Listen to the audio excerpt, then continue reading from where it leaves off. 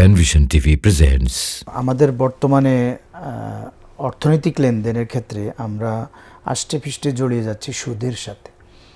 তা আমাদেরকে বিশেষ করে আলেম সমাজকে যদি কেউ সহজ করে জিজ্ঞাসা করে যে ওস্তাদ সুদ আসলে কি, এটা আমরা সহজ করে বলতে পারি না, তো একটু সুদটা আসলে কি একটু সহজ করে যদি একটু বলেন। সুদ আসলে কি? ওই আসলের উপরে বাড়তি যেটা সুদ। জি, সুদ আসলে কি? জি, আপনার আসল যেটা 1000 টাকা আসল, এর উপরে বাড়তি যেটা নেবেন এটাই হবে সুদ। আচ্ছা, আর সুদের ভয়াবহতা সম্পর্কে কোরআন সুন্নত স্পষ্ট উচ্চারণের কথা বলেছে। আল্লাহ সুবহান, এখন আমাদের মুফতির অভাব নেই, চারদিকে শুধু মুফতি মুফতি। আল্লাহ সুবহানাহু ওয়া তাআলা নিজেও মুফতি। ইয়াস্তাফতুনাক কুলিল্লাহু ইউফতিকুম, জি, আল্লাহ ফতোয়া দিচ্ছেন। তো সুদের বিষয়টা আল্লাহ রসুলকে দিয়েও বলার নাই, জি, সুদের বিষয়টা আল্লাহ নিজে বলছেন। জি, আহাল্লাল্লাহুল বাইআ ও হারাম, রিবা। এবং কোরআন মাজিদে যে হারাম করেছে, জি, খুব কমই হারাম শব্দ ব্যবহার করা হয়েছে। জি, বলছে এটা করো না, জি, এটা হারাম, এটা করলে এই ক্ষতি, সমস্যা, ক্ষতি, আযাব, জি। হারাম। কিন্তু ডাইরেক্ট হারাম খুব কমই বলা হয়েছে। সরাসরি হারামা, জি, সরাসরি এটাকে আল্লাহ সুবহানাহু ওয়া তাআলা আপনার পরোক্ষভাবে বলেনি, সরাসরি বলছে আল্লাহ। এবং কি আল্লাহ, জি, আহাল্লাল্লাহু আল বাইআ ওয়া হাররামাল রিবা, আল্লাহ হালাল করেছেন ব্যবসাকে, আল্লাহ হারাম করেছেন নবীকে বলতে বলে নেই। সুদকে। না, নবীকে বলতে পারে না, বুঝছো না। আল্লাহু আকবার। তারপরে আয়াতগুলোতে যুদ্ধ, সশস্ত্র যুদ্ধ ইত্যাদি ইত্যাদি। এখানে একটি আয়াত, সামনে যে আয়াতগুলো আছে, আল্লাহ সুবহানাহু ওয়া তাআলা কত স্পষ্টভাবে বলেছেন, ইয়া আইয়ুহাল্লাযিনা আমানু তাকুল্লাহ যারু মা বাকিয়া মিনার রিবা, মিনার রিবা ইন কুনতুম। আয়াতটা দেখেন শুরু করছে কিভাবে বললেন, কিভাবে শেষ করলেন। হে যারা, ওই প্রথম যে আপনি আলোচনা করছেন, হে যারা ঈমান এনেছ, জি, হে যারা ঈমান এনেছ, সুদি লেনদেন যা করছো আগে করছো, কিন্তু এখন বাধ্য, যেহেতু এটা আল্লাহ হারাম করে দিয়েছে। এরপরে কি বলছে? ইন কুনতুম, তুমি যদি মুমিন হও সুদ ছাড়ো।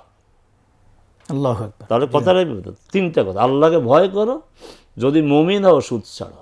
জি, তাহলে আল্লাহর ভয় যার নাই সে সুদি কারবার করুক, করুক, যে মুমিন না জি, সে সুদি কারবার করুক। করুক, তাহলে আমি পিছন থেকে আয়াতটা এইভাবে বলেন, আপনি তো আলেম হাফেজ, আপনি ভালো করেন বুঝবেন যে যদি তুমি মুমিন হও তাহলে সুদ ছাড়ো। তো বিপরীত কথা কি? যদি মুমিন না হও তাহলে করো। করো।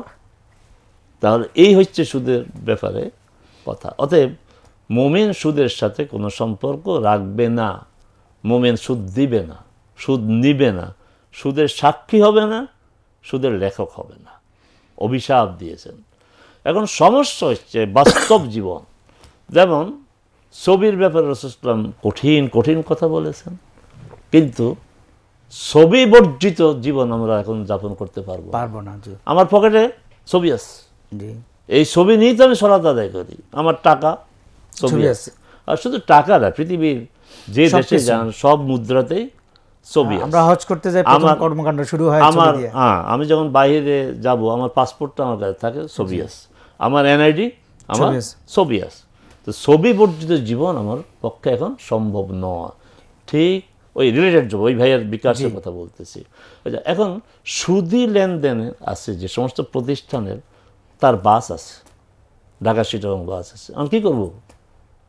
বাসে উঠা, আপনি ভালোই বলছেন যে এটাও তো এক ধরনের সহযোগিতা, প্রমোট করা হচ্ছে। এখন যে আপনার পরিবহন কোম্পানির আপনার বাসগুলো আছে, জি, ম্যাক্সিমাম তো সুদী ব্যাংকের সাথে। জি, তো আমরা এই বাসগুলিতে উঠি, জি, এটা তো প্রমোট করা হচ্ছে। এখন হচ্ছে আমরা যেটা করছি এটা হচ্ছে আমাদের অপারগতা, আমাদের করতেই হবে। জি, আচ্ছা, আমরা বাঁচতে পারছি না তো, কি লঞ্চ বলেন, কি বাস বলেন, কি বিমান বলেন, আমরা এগুলোকে ব্যবহার করতেছি। আচ্ছা, এখন হচ্ছে আপনার যে প্রতিষ্ঠানের নাম নিয়েছেন, জি, আমাদের বিকল্প নাই, এটা আমাদের কাজে লাগে, আমাদের এটা কাজে লাগে। হ্যাঁ, তবে সুদ থেকে তারা যদি আপনার বেশি টাকা লেনদেন, তারা কিন্তু সুদ দেয়, জি, এটা আপনি আপনার ওই যে প্রত্যাহার করবেন। তাদের যে রিপোর্টটা প্রত্যাখ্যান করবেন, জি। স্টেটমেন্টটা আছে ওখানে চলে আসে, ওইটা আপনি তাদেরকে দিয়ে দিবেন না। অনেকে কিন্তু এই দরবেশি কাজে একটা কাজ করে সুদি ব্যাংকে, আগে দেখছি, এখন তো আলহামদুলিল্লাহ ইসলামী ব্যাংক Return অনেক করে। হয়ে গেছে, যে সুদের ওখানে লিখতে ব্যাংকে দিয়ে দেয়। আমি সুদ নেব না। না, এটা মোটেই ঠিক হয়নি।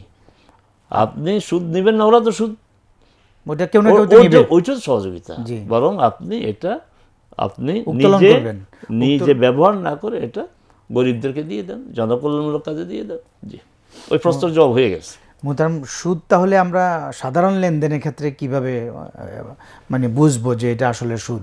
যেমন কেউ টাকা দিচ্ছে, আবার টাকার পরিবর্তে টাকা নিচ্ছে, এত বুঝে সম্পদ যায় নিচ্ছে, সুদ। সম্পদের পরিবর্তে এটা সম্পদ সুদ নিচ্ছে। বুঝে যাচ্ছে, এবং আরো টেকনিক্যাল, আপনার টেকনিক্যালি অনেকে এখন সুদের সাথে জড়িত। যেমন ওই যে গ্রামে জমি নেয়, জি, ইজারা দেয়, হ্যাঁ জমি নেয়, 1 লাখ টাকা বন্ধক দেয়, বন্ধক দেয়, আমি সেই জমি চাষবাস করে খাবো, যখন সে টাকা দিবে জমি, তাতে কিসের বিনিময়ে জমির এই যে ফসল উৎপাদিত হলো আপনি ভোগ করলেন, কিসের বিনিময়ে? কোনো বিনিময় হলো না। জি, বিনিময় না, কিছু টাকা কাটা যেতে হবে। জি। তো গ্রামের মতেই করে এখন শহরে শুরু হয়েছে অ্যাপার্টমেন্ট। জি, অ্যাপার্টমেন্টটা, আমার অ্যাপার্টমেন্টে তুমি থাকো, আমাকে এত টাকা দাও, তোমার টাকা দেবো, তুমি অ্যাপার্টমেন্ট থেকে এই যে 1 বছর 2 বছর থাকলো বিনা ভাড়ায়, এটা কি? এটাও এক জাতীয় সুদ। অবশ্যই কৌশলেও সুদ করা, সুদ দিয়ে লেনদেন করা যাবে না।